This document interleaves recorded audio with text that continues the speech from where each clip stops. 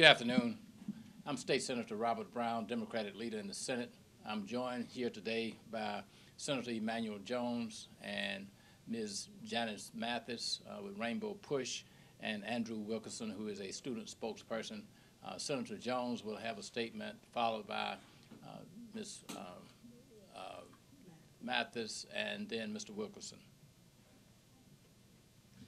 Thank you, Senator. I've been asked to speak as a senator and as chairman of the Georgia Legislative Black Caucus.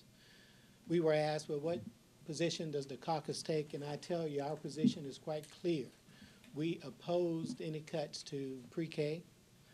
We also opposed any qualifiers for SAT, ACT scores would be eligible for the Zell Miller scholarships. We also opposed the 6% commission. We also opposed the incentives and the bonuses that are paid to those officials over there that are running this Hope Scholarship program. Our position as people of color and as state senators are quite simple. We believe that the Hope Scholarship and the Zell Miller Scholarship is going to disenfranchise African Americans who want and desperately need this opportunity to continue their education. What I'm talking about is the 1,200 SAT qualifier that's in the governor's bill. And I applaud the governor for recognizing that pre-K is too important to our children in the state of Georgia. However, our governor hasn't quite seen the light regarding SAT qualifiers and the need to eliminate that eligibility for those who's eligible for the Zell Miller Scholarship. Statistics would bear out that students of color score on average about 200 basis points less than other students in regard to this SAT score. Some numbers that I've seen has been of the students, African American students that take this test, only 2.7% scored 1,200 on the SAT or above. That's 2.7%. With this qualifier in there, even a child who has made the extra effort to attain the classification, of valedictorian, or salutatorian of that class, but failed to receive 1,200 on the SAT will be denied the scholarship. And I ask our governor, where is the fairness in that? Where's the fairness in allowing kids of color, and not just kids of color in inner cities, but kids of color in suburban areas? And let's just talk for a moment about kids of color out in the rural areas of this great state. Where's the fairness in those kids not being eligible for a scholarship when, in fact, those who had the best courses in learning how to take this test, those who've been trained from the 10th grade on scoring high on this test and being schooled in courses within their curriculum, where's the fairness in that? And that's the question that we pose before our governor, and we should be asked, Governor, why are we doing this at a time when Georgia leads the nation in bank closures, at a time when we are in the top 10 in unemployment, and a time when we are in the top 10 in terms of foreclosures in this nation? Where's the fairness? Why are we picking on our kids? What are our priorities for the state of Georgia? And I'm here to say that our priorities should be our children, and I am so glad to be joined by others here during this press conference, and particularly glad to be joined by those students who represent all of the universities across this great state of Georgia. Governor, where's the fairness? Good afternoon. It's my privilege to speak on behalf of preserving the hope in the Hope Scholarship. I want to thank the members of the Georgia Legislative Black Caucus, the senators who are standing here with me, because they understand that education is our hope. Ben Bernanke said, he said in Time magazine just a few weeks ago, what should we do about income inequality in the United States? He said there is only one solution, and that's to make sure everyone gets a high-quality education. Well, that was the original premise of Hope. Unfortunately, we have moved away from it, but we've got to go back. We've got some choices. Budgets are tight. We can protect 100% of the benefits for 94% of Georgia families, or we can do something very special for 6% of Georgia kids who don't need it. We talk about keeping them in Georgia with the Zell Miller Scholarship. I tell you, I live in Athens.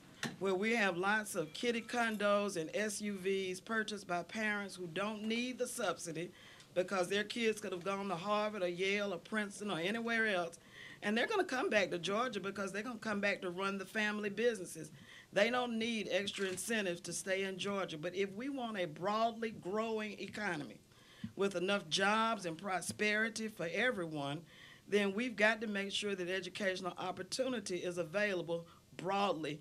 And that is what we can do if we put an income cap at $140,000 a year on HOPE eligibility. It solves the problem. And frankly, I've not heard the other side say what's wrong with that proposal. You know, it's one thing to say you don't want to do it. I don't want to do it. That's what my kids used to say when they were 2 and 3 years old. I don't want to. But tell us why you don't want to. Tell us why it doesn't make sense. I sense that the reason we're on such a fast train to get this legislation passed, the more the people know about this issue, the more they're going to demand a common sense solution like a $140,000 a year income cap. And I will say this as I close. We should not be so cynical and condescending as to think that people who play the lottery don't have any sense. They know how to do cost-benefit analysis too. It may take longer, it may take a little bit more education, but they will ultimately figure out if the lottery is not a good bargain for them. If they're not getting a proportionate benefit from their investment, like any other group of consumers, they will stop playing the Georgia lottery.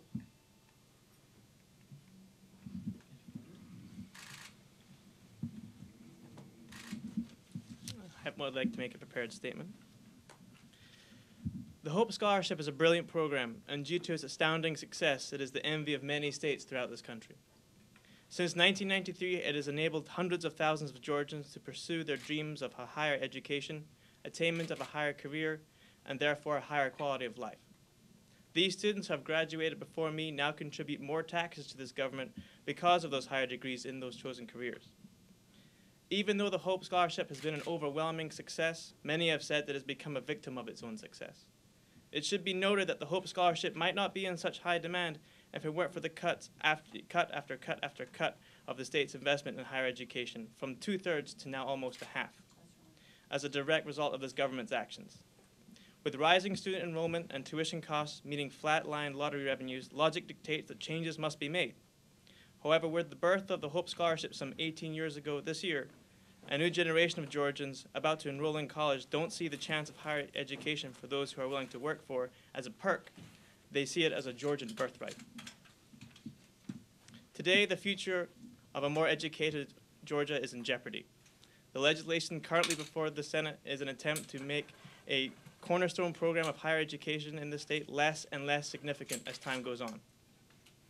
I stand before you today as one of over 300,000 students in the state of Georgia to declare that the time for stopgap solutions is over. If the current HOPE Scholarship reforms are enacted as they stand, the momentum which will be lost will not be regained as we descend on a slippery slope. Students will no longer be able to rely on their scholastic abilities and effort alone to propel them through university. The decoupling of HOPE scholarships and tuition rates will do nothing but diminish the scholarship to the point where it is no longer significant enough to support the great many students who could not attend college otherwise. The uncertainty of how much HOPE will contribute will dissuade would-be students from enrolling regardless of their academic abilities. As the student government president of Gainesville State College, being part of an open access institution is extremely important to me. Every day I see students who work incredibly hard to go far and above the requirements of the current HOPE Scholarship and still do without much so that they can have a chance at a better life through education. And now they are scared. They are scared that of all the work that they have put in is for nothing, as many will be stuck between being an excellent student and not being a student of enough means to continue through graduation. For this reason, HOPE Scholarship reforms must include a grandfather clause so that the investments in thousands of students come to fruition rather than being squandered as an unfortunate consequence. This scenario is simply not good enough. The current legislation has many good parts which will serve the original intent of the HOPE Scholarship of retaining the best and brightest of Georgians. Raising the GPA requirements to 3.7 in high school and introducing standardized test requirements are a good way of doing this in theory. However, standardized tests do not effectively represent scholastic abilities, and high school GPAs vary wildly from high school to high school. Rather than requiring two potentially misrepresentative measures of students' ability, we should look at the scenario of the students open and honestly and in a full debate. If the legislation passes as it stands, it will adversely affect students according to their family income. Students from working and middle-class families might not be able to support a student should they fall below the new 3.3 GPA requirement, which is especially likely in the event that the student is enrolled in a degree in math or science, which is among the hardest to maintain a high GPA, but is also the most sought-after degree. However, a family of means would be more able to absorb the cost of higher education, thereby shifting the system towards directly benefited students with means rather than students with ability. Other legislation such as Restore Hope would ensure that 94% of families in Georgia would see their sons' and daughters' tuitions covered in full by the Hope Scholarship and offer a low-interest loan for the remaining 6% of Georgia families. These proposals aren't perfect, and neither will solve the problem of expanding students' enrollments and costs by themselves. However, I believe that, along with my other student body presidents, that a combination of ideas and picking the best of many different approaches will save the Hope Scholarship and better serve the Georgian students of today and tomorrow. And as a message to all USG students who are out there, I would implore you to come down to the state Senate and House and talk to your representatives, call them on the phone, send them a letter, talk to these very good people here who are determined to save this Hope Scholarship so that you can go to college and so that you can prosper and you can get a higher quality of life. Thank you. Andrew Wilkinson. Thank you, Andrew. Are there any questions? And just some of the students, just call out the universities you attend, please. Georgia State University. Kennesaw State University. University of Georgia. Gainesville State College. Georgia State University. Georgia State University. Georgia State University. Georgia State University. Thank you. Any questions? The governor seemed to bend to the pre-K folks, but not willing to bend for Hope. What do you think the difference is? The difference is quite simple. The voice is being heard from all of those in the great state of Georgia. And it isn't over yet. And you should remember, that whatever this governor enacts, even we know he has the votes. When we go out there and campaign next year, we'll have the votes to change whatever he does. This isn't over by any stretch of the imagination just because they're able to push a bill through this legislature.